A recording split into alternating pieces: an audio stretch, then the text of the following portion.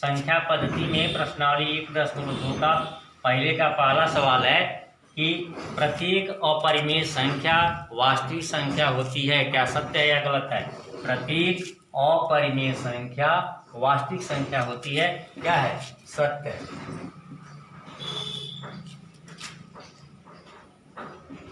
सत्य है।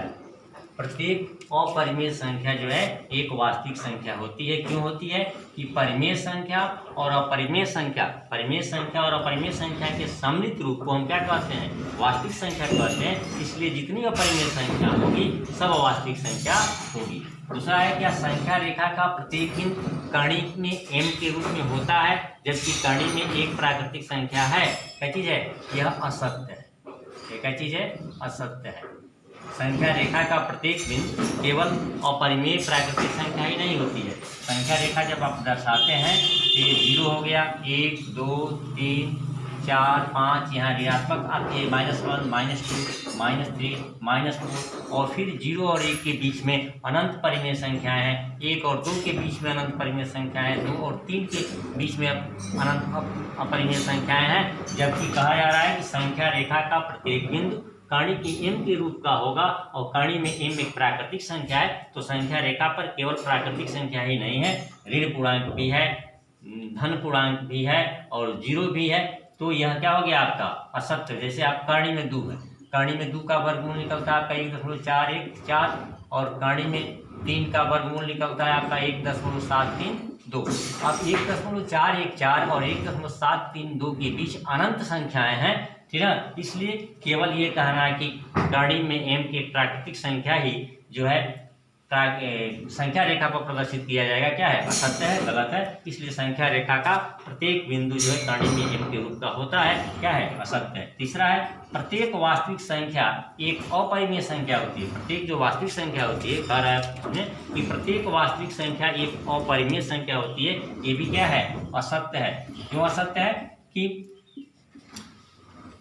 वास्तविक संख्या में अपरिमेय संख्या भी आती है, परिमेय संख्या, दोनों सम्मिलित रूप से है। माने परिमेय और अपरिमेय के सम्मिलित रूप को हम क्या कहते हैं? वास्तविक संख्या कहते हैं। जबकि यहाँ कहा जा रहा है कि प्रत्येक वास्तविक संख्या एक अपरिमेय, माने वास्तविक संख्या जो होगी केवल अपरिमेय भी होगी, गलत है, क्योंकि वो अपरिमेय भी होगी और परिमेय भी है। परिमेय और अपरिमेय दोनों संख्याएं जो है क्या होती हैं? वास्तविक संख्याएं होती है। इसलिए कथन क्या है? असत्य है। अब अगला देखिए, अगला प्रश्न क्या है आपका?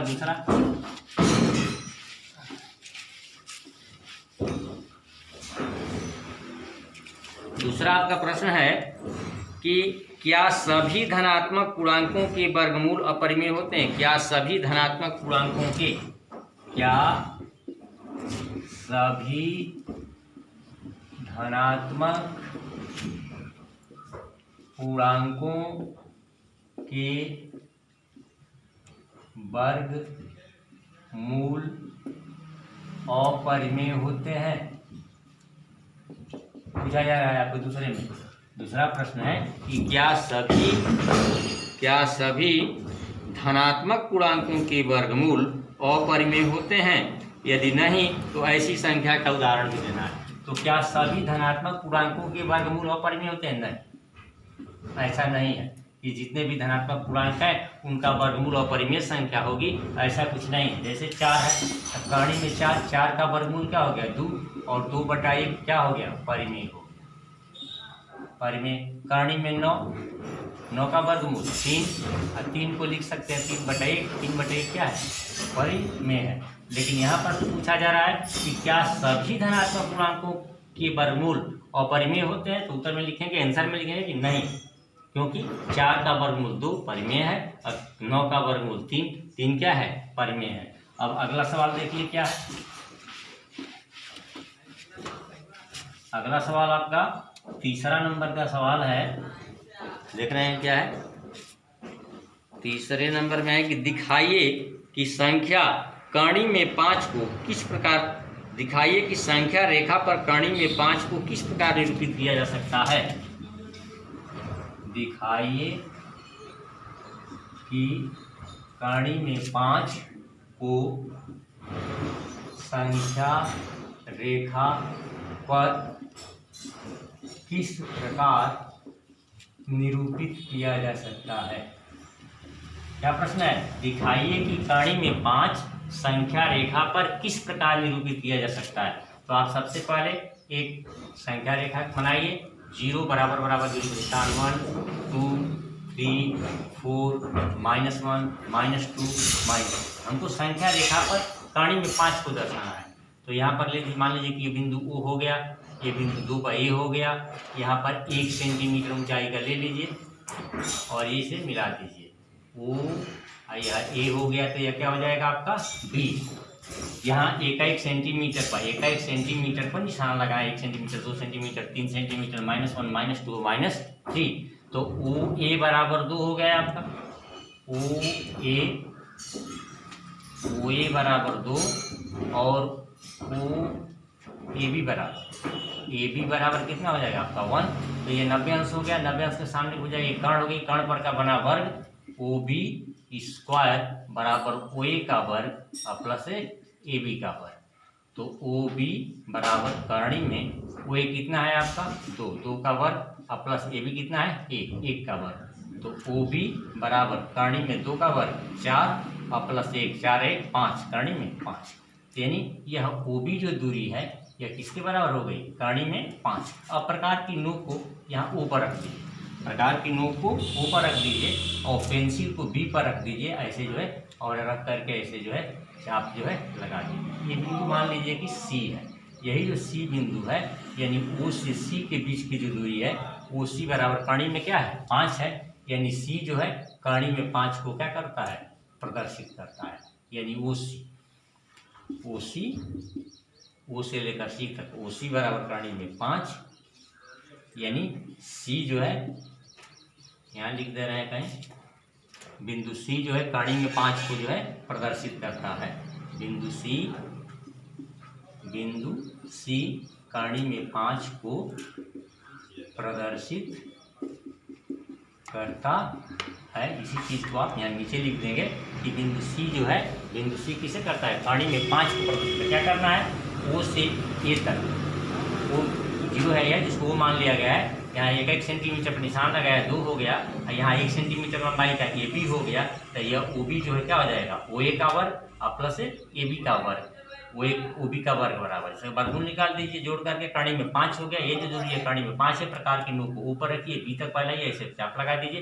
ये जहाँ काट रहा है वही O से यहाँ से C के बीच की जो है C पर काट रहा है, कर्ण में 5 हो गया।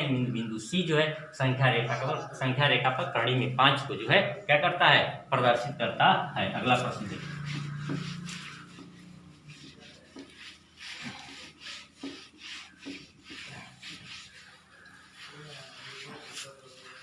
अगला प्रश्न है आपका चौथा प्रश्न क्या है? चौथा प्रश्न आपका है कि एक कक्षा में वर्गमूल सर्पिल की रचना कीजिए। कक्षा में वर्गमूल सर्पिल की रचना कीजिए। कक्षा में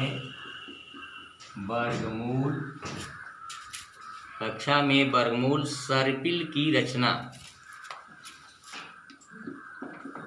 सर्पिल की रचना और उसकी क्रिया विधि लिखना है। क्रिया विधि आप लिख दीजिए। हम जो इसको जो है समझा दे रहे हैं, हमको क्या करना है तो कक्षा में वर्गमूल सर्पिल की रचना करना है और इसका क्रियाकलाप लिखना है।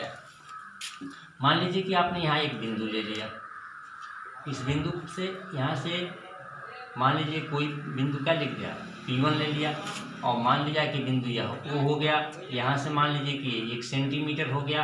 अब इस पर एक लंब खींच दीजिए। लंब मान लीजिए P1 P2 इसको मान लीजिए यह 1 सेंटीमीटर हो गया। तो यह OP2 यह कितना हो जाएगा आपका, आप पाइथागोरस प्रमेय से निकालेंगे तो कर्ण में 1 का वर्ग प्लस 1 का वर्ग 1 प्लस 1 बराबर कर्ण में 2। यानी जो OP2 यह OP2 हो गया, OP2 बराबर कर्ण में 2 हो गया। यहाँ से फिर इस पर एक लंब खींच दीजिए, इस पर लंब 1 सेंटीमीटर का खींच दीजिए। इसको जो है क्या कर दीजिए मिला दीजिए, ये P3 हो गया। तो यह तो कर्ण में 2 हो गया, यह 1 हो गया। तो कर्ण में फिर उसी तरह कर्ण में 2 का वर्ग प्लस 1 का वर्ग, तो 2 का वर्ग 4, 2 का वर्ग कर्ण में 2 है ना यार, कर्ण में 2 का वर्ग, कर्ण में 2 का वर्ग 2, 1 का वर्ग 1, 2 1 3, कर्ण में क्या हो गया तो यह जो है कहानी में 2 को प्रदर्शित किया, यह कहानी में 3 को। इसी तरह फिर एक लंब खींचिए, इधर इसको मिला दीजिए, P4 हो गया, तो यह हो गया कहानी में 4। फिर इस पर लंब खींच दीजिए, एक सेंटीमीटर का, इसे मिला दीजिए, तो यह 1 हो गया, तो यह कहानी में 5 कैसे हो गया? तो ये कहानी में 4 का होल वर्ग और प्लस 1 का होल वर्ग। कहानी में 4 का वर्ग कितना आ जाएगा? 4 आधार 1 बराबर कहानी में कितना हो जाएगा? 5। तो यह जो है सर्किल है, इसमें क्या किया गया है? OP1 1 सेंटीमीटर लिया गया है, इसको 1 सेंटीमीटर लिया गया है, पाइथागोरस प्रमेय से लगाएंगे, इसको मिला देंगे, ये 90 हो गया, कर्ण हो गया OP2 कहानी में, ये कितना हो गया? कहानी में 2 हो गया। फिर इस कहानी में 2 वाली जो रेखा है OP2, इस पर 1 सेंटीमीटर का ये लंब खींच दीजिए, आपका हो जाएगा 1, ये कहानी में 2 तक, कहानी में 2 का वर्ग प्लस 1 का वर्ग, 2 का वर्ग कहानी में 2 का वर्ग, कहानी केवल खत्म होगी, 2 हो जाएगा, 2 1 3, या कहानी में 3 हो गया। फिर इस पर लंब खींचिए, फिर यह हो जाएगा कहानी में 3 का वर्ग, कहानी में 3 का वर्ग और प्लस या 1 का वर्ग, कहानी में 3 का 3 और 1 4, कहानी में 4 हो गया, और इसी प्रकार यह हो जाएगा कहानी में 5 हो जाएगा।